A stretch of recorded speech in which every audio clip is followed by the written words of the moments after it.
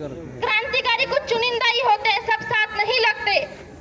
साथियों, आप राजस्थान से चल के आए, कोई 200 किलोमीटर दूर से, 300 किलोमीटर दूर से, क्यों?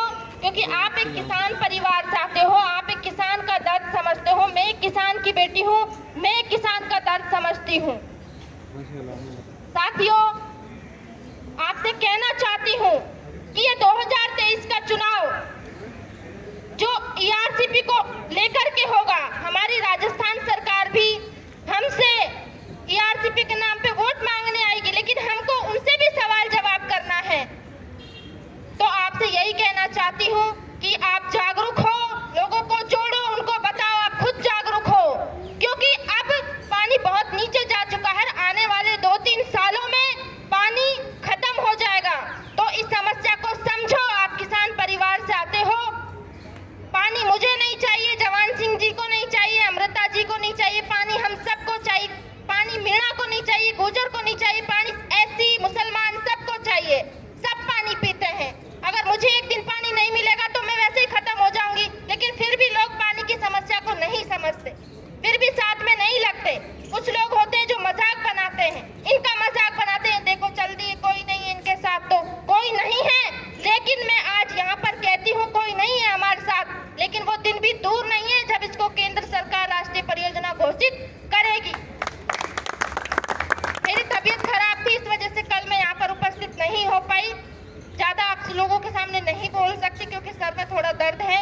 आप सभी दूर दराज से यहाँ पर पधारे, माताएं बहनें, अमृता जी, मुनेशी जी, प्रिया मीणा जी और मेरे जितने भी साथी यहाँ पर बैठे हुए हैं, सभी का नाम तो मैं नहीं जानती। सभी का बहुत बहुत धन्यवाद, साधुवाद, नमस्कार, धन्यवाद।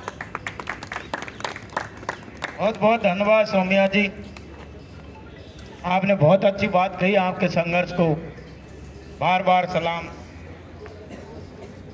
मैं हमारे बीच में पधारे हमारे पड़ोसी शोभ बस्ती माता से अमित देवपाल जी, मैं उनसे कहूँगा वो आए, एक बार जोरदार तालियां बजाएं, जो भाई हर हमेशा हमें अच्छी सलाह देते हैं। धन बिजनेस के साथ साथ ईआरसीपी की भी गाइडलाइन जारी कर रखी है। जब भी इनको लगता है कि हम थोड़ा मिसगाइड है तो भाई हर हमेशा सलाह देते हैं। भाई के लिए जोरदार तालियां बजाएं। और आप देख रहे होंगे मेरे दोस्तों, किरोड़ी नाम हमारे राजस्थान में बहुत तगड़ा विख्यात है भैया, है कि नहीं है? 1 लाख किरोड़ी है, जनसेवक किरोड़ी भनों का क्लियर। यानी ऐसा जुनून, जज्बा जो किसान कौम को जिंदा रखने के लिए, कैसा जज्बा किरोड़ी भाई में। एक बार इनके लिए जोरदार फिर से तालियां बजाएं किरोड़ी भाई। किरोड़ी जी एक गीत और तैयार कर ले, जानते हो अमित जी ले। सबसे पहले मेरे बड़े भाई को मेरा नमस्कार, और जितने भी यहाँ पे उपस्थित हुए हैं, हमने इनका संघर्ष भी देखा है। अब इसी कड़ी में धीरे धीरे लोग जुड़ते जा रहे हैं और इसके बारे में धीरे धीरे सभी को पता भी चलता जा रहा है। देखिए, आप सभी जानते हैं हमारे लिए पानी कितना महत्वपूर्ण मुद्दा है। यदि हम यहाँ पे बात करें तो धीरे धीरे यदि हम बात करें जनरली, पानी तो पीने के लिए तो मेन चीज चाहिए हमारे, लेकिन पीने के साथ साथ यदि हम बात करें हमारे जितने भी दैनिक जीवन के जितने भी काम है, चाहे हमारी खेती हो, खेती सबसे मेन मुद्दा हमारा रहा है। क्योंकि अपनी तरफ जानते हैं, जैसे एक बार में एक सीजन में फसल हो जाती है, लेकिन सेकंड सीजन में भी हमें वहाँ पे पानी की बहुत आवश्यकता होती है। यदि हम बात करें, धीरे धीरे सभी भाई बहन इसमें लगे हुए हैं और धीरे धीरे ये मुद्दा हमारे कांग्रेस पार्टी, बीजेपी पार्टी, फिलहाल यदि हम बात करें कांग्रेस पार्टी तो बड़े जोर शोर से उठा रही है। अभी प्रियंका गांधी जी भी आई थी, आपने देखा, उन्होंने इस मुद्दे को सबसे फर्स्ट प्रायोरिटी दी थी, क्योंकि ये मुद्दा इतना बड़ा बन चुका है और इस मुद्दे को बड़ा बनाने में हमारे भाई, बड़े भाई और बहनों का बहुत ज़्यादा सहयोग रहा है। इसी में हम अब जुड़ रहे हैं, धीरे धीरे लोग हमसे और भी जुड़ रहे हैं। अभी बहुत सारे लोगों को पता ही नहीं है, धीरे धीरे ये चीज़ें सोशल मीडिया पे चलेगी, फिर धीरे धीरे लोग इसके बारे में और भी जानेंगे, क्योंकि ये मुद्दा हमारे लिए बहुत ही बड़ा है। यदि देखो इस टाइम तो क्या हो रहा है, हम भी जानते हैं इलेक्शन का टाइम है, तो लोग बीजेपी वाले भी, कांग्रेस वाले भी इस मुद्दे को उठा रहे हैं। लेकिन यदि हम बात करें चुनाव हो गया, इसके बाद ये मुद्दा बहुत ही ठंडे बस्ते में चले जाएगा, फिर इस मुद्दे को कोई भी नहीं उठा पाएगा। तो हमें कोशिश क्या करनी है कि ये मुद्दा बहुत आगे लेवल तक पहुंचेगा। सिर्फ हम थोड़ा सा और सहयोग करेंगे तो ये हमारा काम हो सकता है। जो इतने दिनों की हमारी मेहनत थी, बस वो ये मान लीजिए कंप्लीट होने वाली है। हमें वह सब थकना नहीं है। हमारे लगभग 13 जिलों में लगभग यदि हम बात करें, हमारे लगभग ये मान लीजिए 3 करोड़ आबादी को इससे पूरा पानी पहुंचेगा, और हम ही नहीं, हमारी आगे आने वाली पीढ़ियों को भी इसका फर्क पड़ेगा। भाई यदि हम बात करें, हमारी आगे आने वाली पीढ़ियां हमसे सवाल पूछेगी कि आपके टाइम पे जब पानी नहीं था तो आपने इसमें आगे बढ़ चढ़ के भागीदारी क्यों नहीं निभाई, तो हम फिर अपनी आगे वाली आने वाली पीढ़ियों को इसके बारे में क्या बताएंगे। तो ये बहुत ही मेन मुद्दा है, इससे लोगों को और जागृत करना पड़ेगा। उसमें हम कर भी रहे, धीरे धीरे हमारे पास भी चीज़ें आई, हम भी इस संघर्ष में लगे हुए थे, धीरे धीरे पहुंच रही है हमारे गांवों में भी, आप जानते हैं हर कस्बों में भी। तो पानी की बहुत ज़्यादा जरूरत है ही है इस बार। और यदि एक बार ARCP हमारी जो हम चाहते हैं वो पूरा काम हो गया, तो आप भी जानते हो लगभग ये मान लीजिए 2051 तक तो हमें पानी की कोई भी समस्या नहीं रहेगी। तो पानी हमारे लिए सबसे महत्वपूर्ण जरूरी है। यही नहीं, देखो पीने के लिए चलो है ही है, सभी जानते हैं जल ही जीवन है, ये तो हमें बचपन से पढ़ाया गया है। लेकिन केवल पीने के लिए नहीं हमारी, क्योंकि हमारी जितनी भी कौम आती है, चाहे वो किसी भी कास्ट का हो, चाहे किसी भी धर्म का हो, मेन काम क्या हमारे वहाँ सभी किसान भाई लोग हैं, चाहे वो किसी भी कास्ट से हो। तो सबसे मेन मुद्दा हमें इस जो संघर्ष ये चलाए उसको और आगे तक ले जाना है और सभी भाइयों को एक साथ रहना है। अभी चुनाव का टाइम है, तो हो सकता है कि आने वाली पार्टी आपस में मतभेद भी कर सकती है। तो BJP या कांग्रेस का किसी का होता है, किसी की तरफ सॉफ्ट कॉर्नर रहता है किसी पार्टी की तरफ, तो उसमें नहीं जाना है। अपना ये मुद्दा स्वतंत्र है, कि ऐसा नहीं कोई कांग्रेस कोई BJP, इनके चक्कर में बिल्कुल नहीं फंसना है। हमें ये काम आगे तक लेके जाना है और ये एक हमारा मेन मुद्दा होना चाहिए। भाई जैसे यदि हम बात करें, बिजली पानी सबसे मेन चीज़ है। बिजली तो है लेकिन पानी हमारे पास अभी नहीं आ पा रहा है, तो उसमें हमें इसमें और भागीदारी निभानी, थोड़ी सी और देर है, फिर बाकी बस काम अपना हो जाएगा। बहुत दिनों से संघर्ष चलते आ रहा है, 2-3 साल हमें संघर्ष करते हो गई, बस कुछ दिन की और बात है, फिर हमारा ये मुद्दा काम हो जाएगा और हम इसमें लगे रहेंगे। बड़े भाई से बिल्कुल आग्रह, जब भी हमारी किसी भी तरह की जरूरत पड़ेगी हम उसमें बढ़ चढ़ के योगदान करेंगे। सभी को धन्यवाद, जितने भी लोग यहाँ पे आए सभी को मेरा प्रणाम। बहुत बहुत धन्यवाद अमित भाई, आपने बहुत अच्छी बात कही कि जब भी आप याद करोगे तो हम आपके साथ हर हमेशा खड़े रहेंगे। मैं इसी कार्यक्रम को आगे बढ़ाते हुए, और पहले हमारे बीच में सुनील भाई पधारे हैं, करौली से हैं, एक बार उनके लिए जोरदार तालियां बजाएं सुनील जी के लिए। और बहुत अच्छे क्रांतिकारी हैं, जगरवाड़ बस्ती से हैं। हर हमेशा जब भी इनको लगता है कि हमारी टीम आउट चल रही है तो ये छोटा मोटा कमेंट्स ध्यान आकर्षित करने के लिए भी कर देते हैं, यार जवान भाई ये मामला देख लो। तो मैं इनके जज्बे को बार बार सलाम करता हूं। और सुनील भाई आपको बताएंगे, क्योंकि ज़मीन से जुड़े हुए हैं, किसान के बेटे हैं और हर हमेशा घूमते रहते हैं, किसानों की आवाज़ भी बुलंद करते रहते हैं। सुनील भाई। राम राम साहब, मैं सबसे पहले जंतर मंतर पर पधारे सभी साथियों का तहे दिल से आभार प्रकट करता हूँ। ARCP हमारे 13 जिलों की जीवनदायिनी रेखा है, 3 करोड़ लोगों की।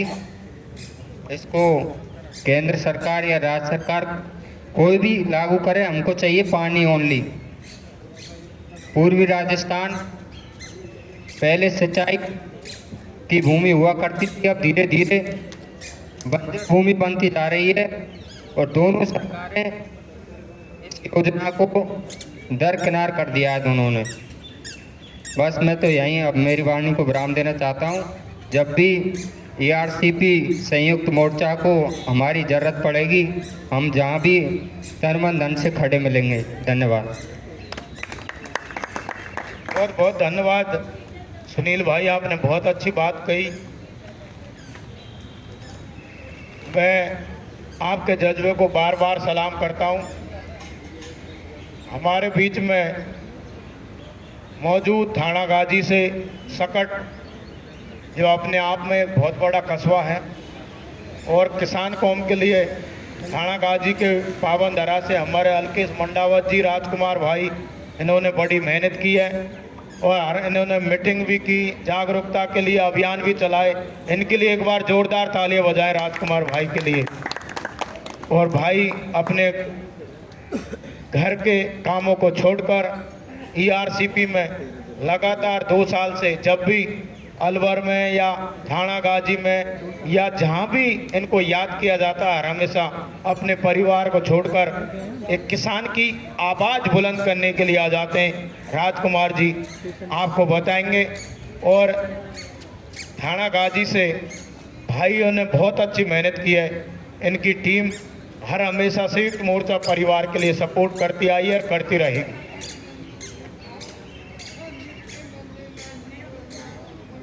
राजस्थान से बीजेपी के 25 सांसद हैं, फिर भी बीजेपी ने ईआरसीपी को राष्ट्रीय परियोजना घोषित नहीं किया।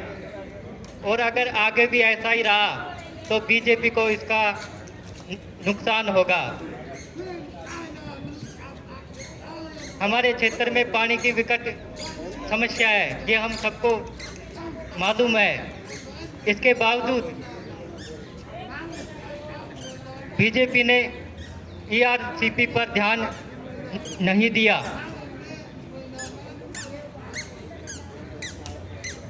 अशोक गहलोत जी ने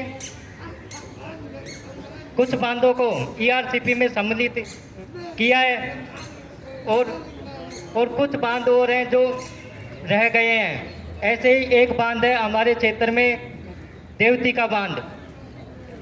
रिक्वेस्ट है हमारी कि उस बांध को भी ईआरसीपी में सम्मिलित किया जाए।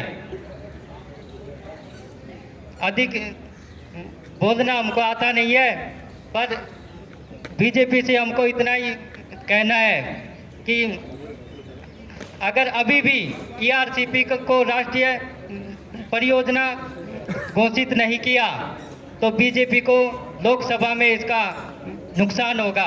25 सांसद इस बार नहीं जा पाएंगे। सांसदों की संख्या में कटौती हो जाएगी और हो सकता है कि 2.5 के अंक तक भी ना पहुंच पाएं।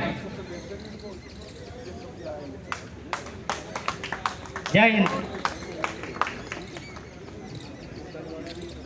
नमस्कार साथियों, फिर मैं आपके सामने फिरोजलाल मीणा, जो कि ग्राम बनौकर से कठुमर तहसील, जिला अलवर, राज्य राजस्थान। आपको ये दृश्य देख रहे होंगे। ये बाबा क्या देख रहा है कि पानी है क्या। इस सीन को देख के ऐसा लगता है कि बंजर भूमि में पानी ही नहीं है। फसल देखो कैसे ऊबड़ खाबड़ हो रही है। और ये दोनों किसान देख रहे हैं ऊपर कि कब बरसेगा, लेकिन इनको भी बरसात दिख रही नहीं है। और ये तुम देख लो, ये फांसी का फंदा लटका दिया। केंद्र सरकार और राज्य सरकार ने। मैं इस फांसी के फंदे से देखो बंजर धरती हो गई राजस्थान की, क्या करें। देखो आप, और ये बाबा देखो आप, ऐसा सीन देखकर बाबा न्यू राम राम कर रहे हैं ऊपर कि कब बरसेगा। मालिक ही होता ना करे ये आरसीपी राष्ट्रीय घोषित। तो ये बाबा देखो तुम, ये बंजर भूमि हो रही है और ये